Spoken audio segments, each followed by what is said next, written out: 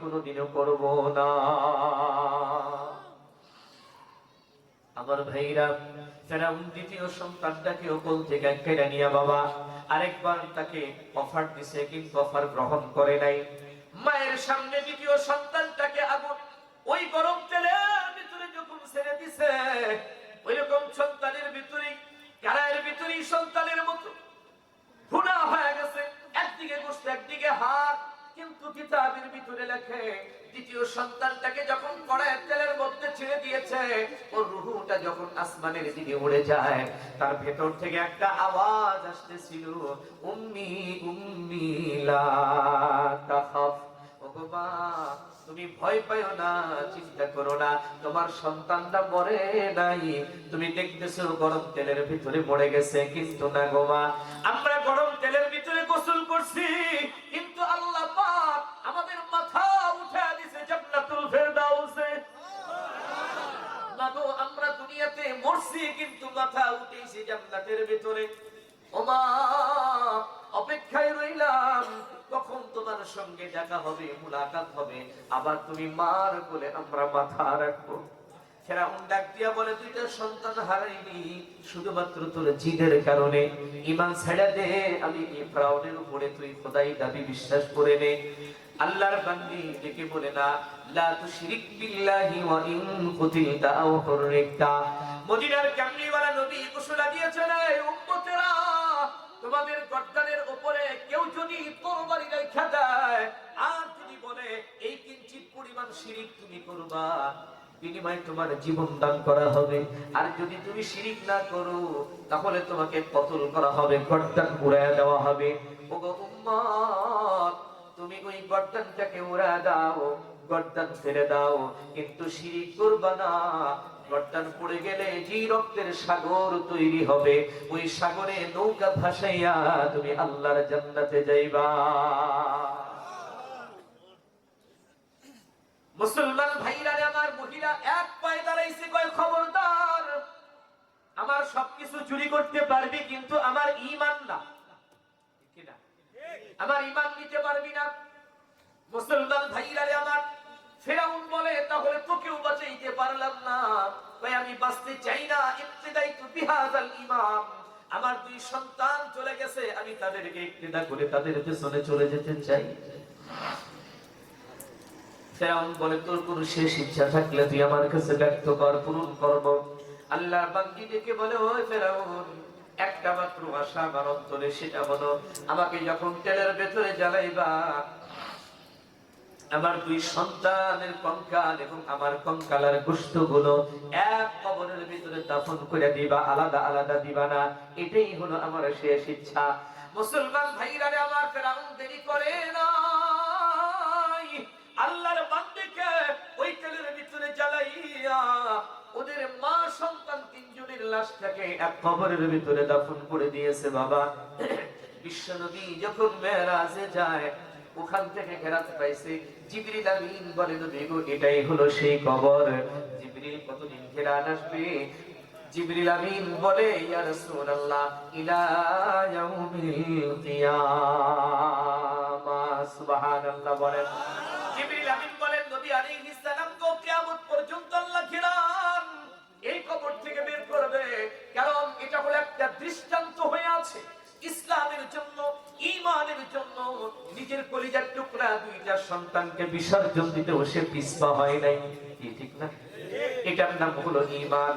এমন পরীক্ষার সম্মুখীন যতক্ষণ হইতে না পারবা, ততক্ষণ পর্যন্ত জান্নাতের আশা করাও আমাদের জন্য ঠিক হবে না।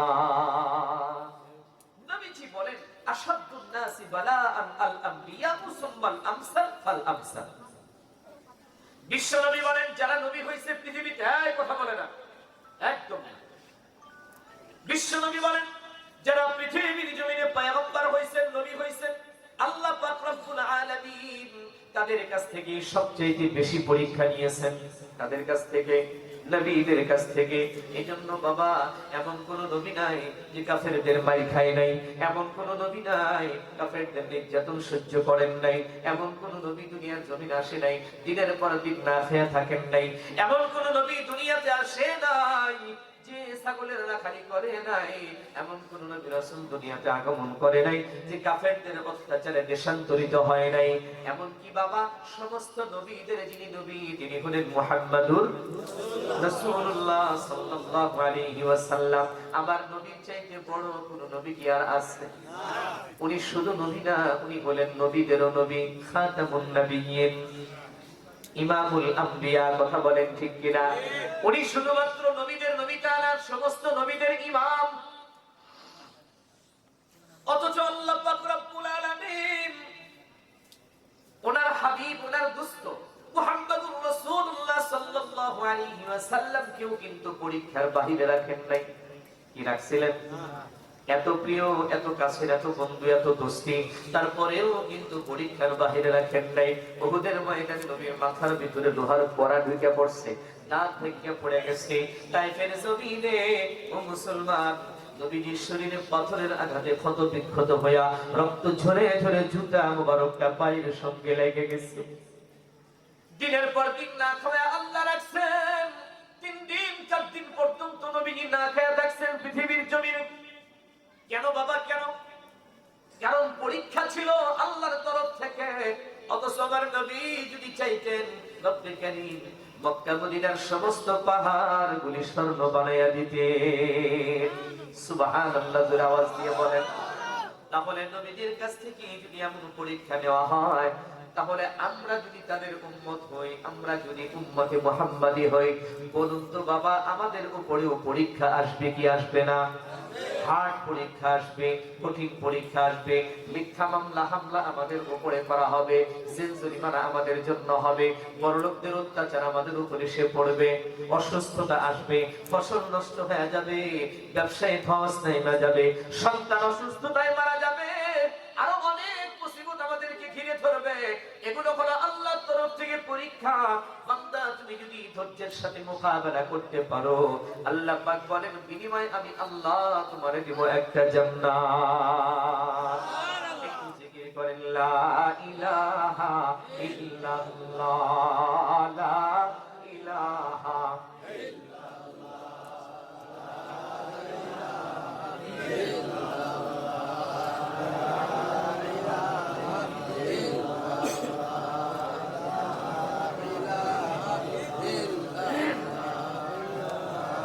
লা ইলাহা ইল্লাল্লাহ, লা ইলাহা ইল্লাল্লাহ, মুহাম্মাদুর লা ইলাহা ইল্লাল্লাহ, লা ইলাহা ইল্লাল্লাহ, জোরে আওয়াজে লা ইলাহা ইল্লাল্লাহ, দিলে জবানে তার নাম জপিলে,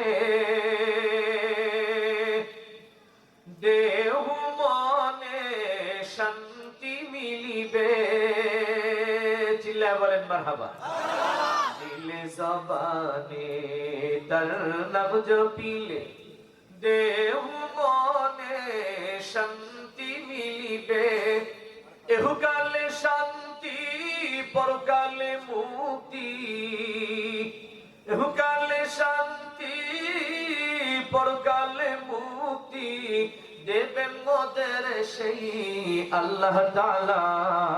লা ইলাহা ইল্লাল্লাহ, লা ইলাহা ইল্লাল্লাহ, জোরে লা ইলাহা ইল্লাল্লাহ, লা ইলাহা ইল্লাল্লাহ, মুহাম্মাদুর রাসূলুল্লাহ সাল্লাল্লাহু আলাইহি ওয়াসাল্লাম। মুসলমান বাবাজিরা আমার, বলতেছিলাম পরীক্ষা আমাদের কাছেও আসবে, আর পরীক্ষায় উত্তীর্ণ হওয়া ছাড়া কেউ সফল কাম হতে পারবে না। মুসিবত নানা দিক থেকে আপনাকে ঘেরাও করবে, কিন্তু ধৈর্যের সাথে মোকাবেলা করতে হবে। ঈমান হারা হওয়া যাবে না কোনোভাবেই, ঈমান থেকে বিচ্যুত হওয়া যাবে না।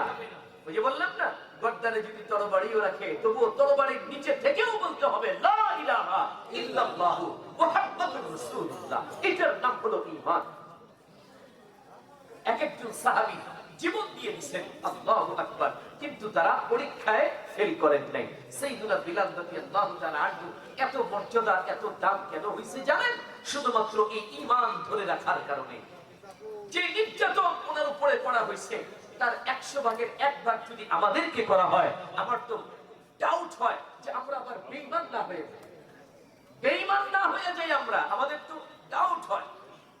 সাধারণ টাকার কাছেই আমরা ঈমান বিক্রি করে দিই, কি ঠিক না? সামান্য টাকার কাছেই আমাদের ঈমান দুর্বল হয়ে যায়। কিন্তু ঈমানদার এমনই হয় যারা শত কষ্ট মুসিবতেও কখনো আল্লাহকে ভুলে না। শত কষ্ট আসলেও কখনো কি করে না? ঈমান বিক্রি করে না। একটা ছোট্ট মজার ঘটনা শুনে কষ্ট হয় না? ছোট্ট ঘটনা শুনে, আজীব এক ঘটনা। আমরা তো মনে করি শুধু পুরুষরাই ঈমানদার।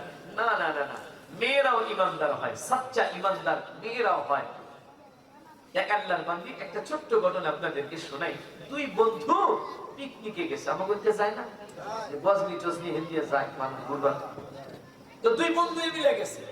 দুই বন্ধু মিলে চুক্তি করছে, দোস্ত একদিন তুমি রান্না করবা আর একদিন আমি রান্না করবো, 3-4 দিন থাকবো, আমি আয়েশ করবো তুমি রান্না, আর একদিন আমি রান্না করবো তুমি আয়েশ করবো। এক বন্ধু চুলা খনন করে ওখানে ভাত রান্না করতেছে, তরকারি ভাত রান্নতেছে, আর হ্যাঁ বিছনা বেড়া পিছনে বয়ে দিচ্ছে। তো বসে থেকে আশ্চর্য এক বিষয় দেখলো। এটা কি? ও লক্ষ্য করে দেখে যে মাঝে মধ্যে আগুন যে নিভা যায়, ভিতরে তো কাঠখড়ি, আগুন টাগুন, আগুনের আংটা এগুলি আছে। তো আগুন যখন নিভা যায়, আমাদের সে মা বোনেরা একটা ওই যে কি থাকে এটা সুঙ্গা দিয়া, এটা পাইপ দিয়া, ফুটো দিয়া আগুন ধরা, ঠিক না? কিন্তু হে বেটা কি করে, আগুন নিভা গেলে হ্যাঁ কি করে, ডাইরেক্ট আগুনের ভিতরে হাত ঢুকাই দিয়া ওনে হে আংটাগুলি হেভাবে নাড়াচাড়া দিয়ে আগুন জ্বালে গেলা, তোর আর কিছু হয় না। এটা পিছন থেকে আবার হে দোস্ত দেখা বানাইছে। দেখা ও তো অতবাক হয়ে গেছে, আরে এই তো সাংঘাতিক জাদু করার লেগেছে বিঘ্নকে। এবার এই জাদু শিখলো কবে যে আগুনে হাত পড়ে না? অবাক হয়ে গেছে। এক পা দুপা করে কাছে আসছে, আসার পরে কইতেছে, দোস্ত আমি তো দেখে বানাইছি। কি দেখছো? দেখছি একটা জিনিস, তোমার একটা গোপন জিনিস দেখছি। বলে তুমি আগুনে হাত দিয়ে আগুন জ্বালাই না, মানুষের ফু দিয়া জ্বালায় দূর থেকে, আর তুমি ভিতরে হাত ঢুকাই দিয়া কয়বার করে আগুন জ্বালাই না, তোমার হাত তো পুরলো না, তুমি তো সাংঘাতিক জাদু জানো। না দোস্ত, এটা কোনো জাদু না। তাহলে এটা এক ঈমানদার, নেককারিনী, পরহেজগারিনী, এক আল্লাহর বান্দির দুয়ার বরকতে এইটা আমি পাইছি। এক ঈমানদারিনী, নেককারিনী, পরহেজগারিনী, মুত্তাকিনা, এক আল্লাহ পাকের প্রিয় বান্দির দুয়ার বরকতে এটাও পাইছে। শুধু দুনিয়ার আগুনে তার হাত ধরে না। দোস্ত তোর ঠাইসা ধরছে, কথা কি হয়েছিল আমার একটু কল দিই।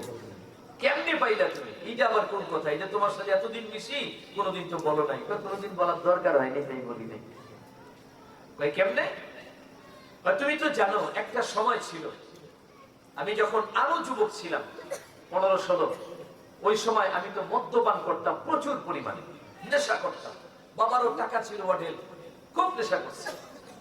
কয়েকদিন নেশা করে আমার বিল্ডিং এর দোতলার ছাদে উঠা আমি দেখি পাশের ওই গরিব বাড়িতে একটা সুন্দরী যুবতী সরসী মেয়ে, মাথায় একেবারে ওড়না দেওয়া, খুব পর্দানিশী মেয়ে, কিছু একটা কাপড় চুপড় শুকাইতে দিছে। আমি ওর চেহারাটা দেখে বলেছি, এর আগে কোনোদিন দেখি নাই।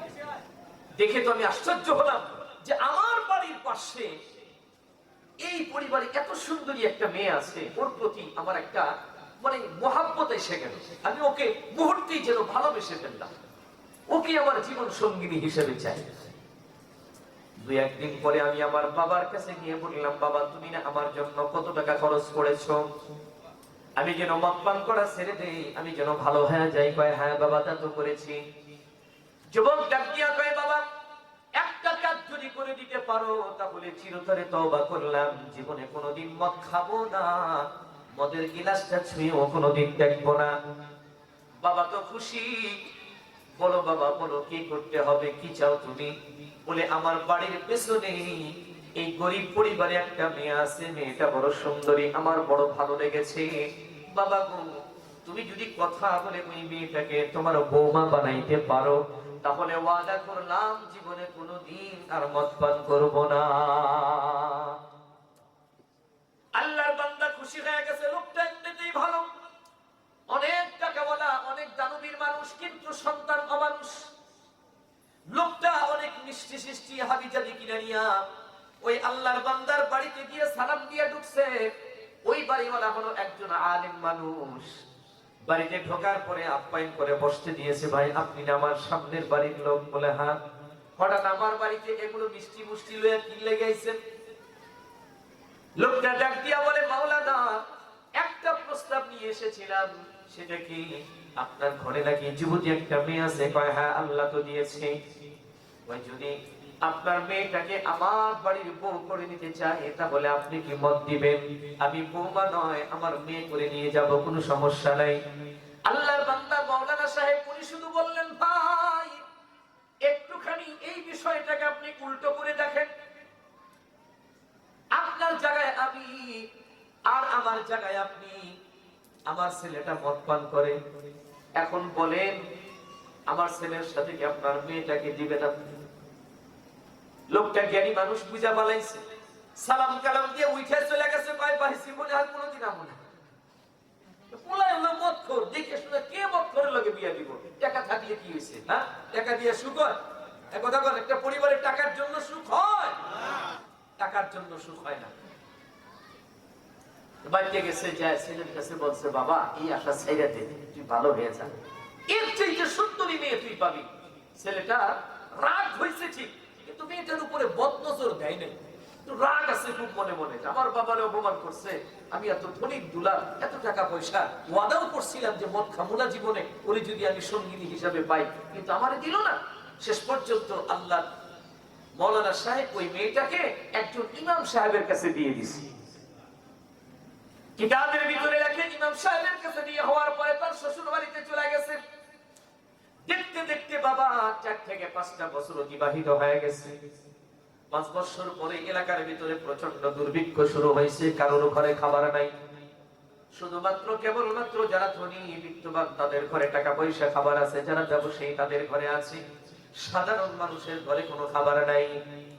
ওই যে যুবক, ওই যুবকের বাবা এই যুবকের একটা গাড়ি ভর্তি করে আটা, ময়দা, চিনি, তেল এগুলো ভর্তি করে দিয়ে বলছে, যাও অমুক গ্রামে গিয়া তুমি এই ত্রাণগুলো মানুষকে দিবা, মানুষ না খেয়ে মরতেছে, সবাইকে বন্টন করে করে দিবা।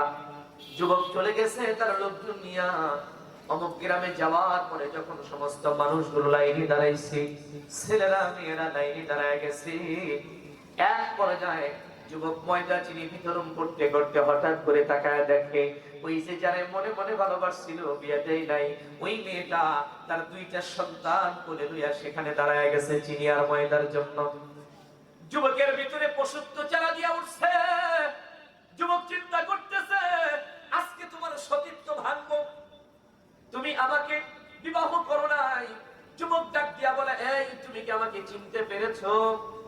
মহিলা ডাক দিয়া বলে, হ্যাঁ, কেন চিনবো না? তুমি আমাকে বিবাহের প্রস্তাব দিয়েছিলে, তোমার বাবাই ছিল অঙ্গবাই, কিন্তু আমার বাবা তোমার সাথে বিয়ে দেয় নাই। আজকে তুমি ত্রাণের জন্য দাঁড়াইছো কেন? বলে, গত কয়েক মাস আগে আমার স্বামী দুনিয়া থেকে চলে গেছে, আমার ঘরে কোনো খাবার নাই, আমার 2টা সন্তান না খাওয়া খেতে খাবার দিতে পারি না, এই জন্য শুনলাম কি এই জন্য ত্রাণ দিতে আসছে, লাইনে দাঁড়ায় গেছি। যুবক ডাক দিয়া বলে, শোনো, এক শর্তে তোমাকে ত্রাণ দিতে পারি, তুমি যদি আমার কথা শোনো, আমার চাহিদা পূরণ করে দাও, তাহলে আমি তোমাকে পর্যাপ্ত পরিমাণে ত্রাণ সামগ্রী দিব, অনেকদিন পর্যন্ত তুমি এগুলো খাইতে পারবা। মহিলা ডাক দিয়া বলে, এই বেঈমান, পেটে ক্ষুধা থাকতে পারে এটা সত্য, সন্তান গুলো না খেয়ে আছে এটা সত্য, তার মানে এই না যে আমি ইজ্জত বিক্রি করে খাবার জোগাড় করবো, সন্তানদের খাওয়াবো, এমন মা আমি না। দূরে চলে গেছে। সন্তানরা, একটা ছোট্ট বাচ্চা কথা বলতে পারে, ক্ষুধার যন্ত্রণা পেটের ভিতরে দাও দাও করে আগুন জ্বলতেছে। ছেলেটা ডাক দিয়া বলে, মা এতগুলো চিনি, এত আটা, তেল তুমি কেন নিলা না? লোকটা দিতে চাইলো তাও নিলা না। কয়, না বাবা, নেওয়া যাবে না, ওই লোকটা ভালো না, ওই লোকটা খারাপ। সন্তান ডাক দিয়া বলে, মা ওই লোকটা তোমার কাছে কি জানি চাইলো, সেই জিনিসটা তুমি দিয়ে দিলেই তো আমরা একটু আটা ময়দা চিনি পাইতাম। ছোট মানুষ বুঝে নাই, ছোট্ট বাচ্চা যদি বুঝতো তাহলে বলতো না। মা চোখের পানি ছেড়ে দিয়ে বুকের সাথে জড়ায় ধরে বলে, বাবা রে, ওই লোকটা তোদের মায়ের কাছে যা চাইছে এটা দেওয়া সম্ভব না। বুঝবি না, তোরা ছোট মানুষ, ও কি চাইছে ওইটা আমি দিতে পারি না বাবা। না খেয়ে যদি তোরা মারাও যাস তারপরেও আমি মা দিতে পারবো না। ও মুসলমান, আল্লাহর বান্দী শয়তান সন্তান দুটোকে কোলের মধ্যে করে নিয়ে আবার যুবকের সামনে গেছে।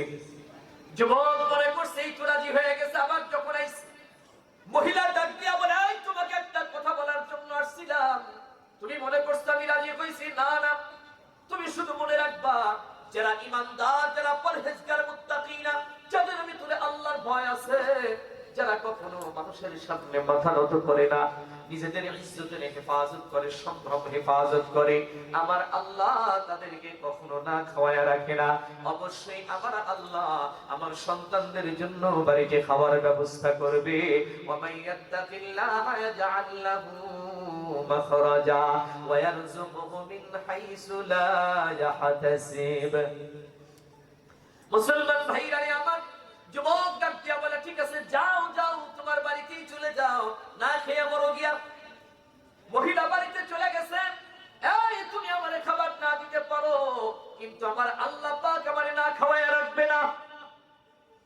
মহিলাও শুনে গেছে। যুবকের মনের ভিতরে একটা ঝড় শুরু হয়ে গেছে, কি করলাম আমি, এটা অনেক বড় অন্যায় করেছি। ও যেভাবে চোখের পানি ফালায়া বলছে, এতিম সন্তানদেরকে কোলে নিয়ে আল্লাহ খাবারের ব্যবস্থা করবে।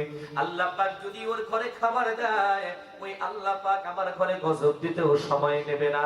এই জন্য যুবক এক বস্তা আটা আর চিনি এটা নিয়ে বাবা অন্য পথ দিয়া তাড়াতাড়ি করে দৌড়ায় গিয়া মহিলার বাড়ির ঘরের দরজার সামনে রেখে দিয়া পাশের জঙ্গলের ভিতরে পলায়া রইছে। দেখি কি হয়। মহিলা বাড়ির ভিতরে ঢুইকা দেখেছি আটার বস্তা, চিনি, ময়দা, তেল এগুলো উঠানের মধ্যে দরজার সামনে। মহিলা সন্তানদেরকে ডাক দিয়া বলে, দেখ রে বাবা, আমি না বলছিলাম আল্লাহ পাক আমাদেরকে না খাওয়ায় রাখবে না। মহিলা সুন্দর করে আটা ময়দা দিয়ে হালুয়া তৈরি করিয়া সন্তানদেরকে পেট পুরে খাওয়াইয়া নিজে খাবার পরে আল্লাহর দরবারে হাত উঠাইছে।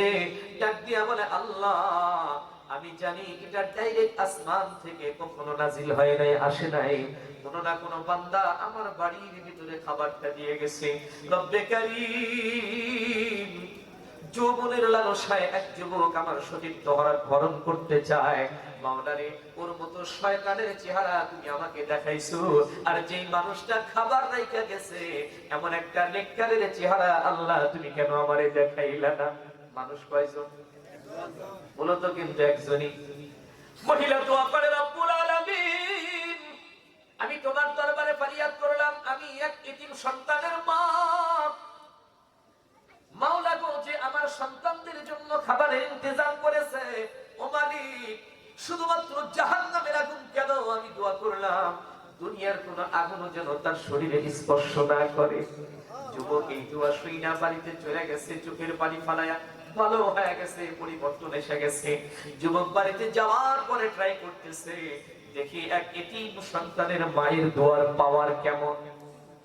যুবক আগুন জ্বালায়া আস্তে আস্তে করে আগুনের কাছে হাত দেয়, কোনো তাপ নাই, আরো কাছে আরো কাছে আরো কাছে, কোনো তাপ নাই, ভিতরে ঢুকায়া দিছে, তারপরেও হাতে কোনো তাপ লাগে নাই।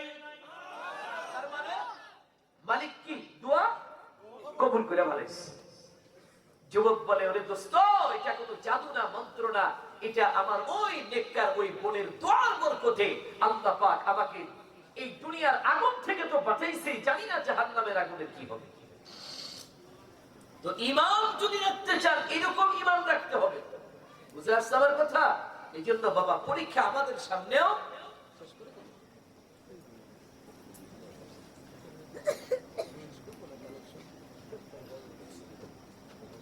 আচ্ছা, আলহামদুলিল্লাহ, মাশাআল্লাহ, জাযাকুমুল্লাহ। এই জন্য সম্মানিত সুধী, আমরা কি বুঝতে পারলাম? জান্নাত আমরা যারা চাই তাদের জন্য কঠিন পরীক্ষা রয়েছে। পরীক্ষাবিহীন এত আরামে এসে জান্নাতে যাওয়া হবে না। এই জন্য প্রস্তুত থাকবে। যে কোনো সময়, যে কোনো মুহূর্তে, যে কোনো অবস্থার মোকাবেলা আমাদের করতে হবে। ধৈর্যের সাথে, ঈমান হারা হওয়া যাবে না। নামাজ, রোজা, হজ, যাকাত এগুলো সব ঠিকঠাক করে যদি কোনো মুসিবত চেপে আসে, ওই সময় সবর করবেন কার উপরে? আল্লাহর উপরে সবর করবেন, সবরে জামিল ইখতিয়ার করবেন, ধৈর্য ধারণ করবেন। দেখবেন আল্লাহ পাক আপনাদেরকে সমস্ত মুসিবত থেকে বের করে সুন্দর এক জীবন দান করবেন। আল্লাহ আমাদেরকে কবুল করেন, সকলেই বলুন আমিন। ওয়া আখিরু দাওয়ানা আলহামদুলিল্লাহি রাব্বিল আলামিন। আসসালামু আলাইকুম ওয়া রাহমাতুল্লাহ।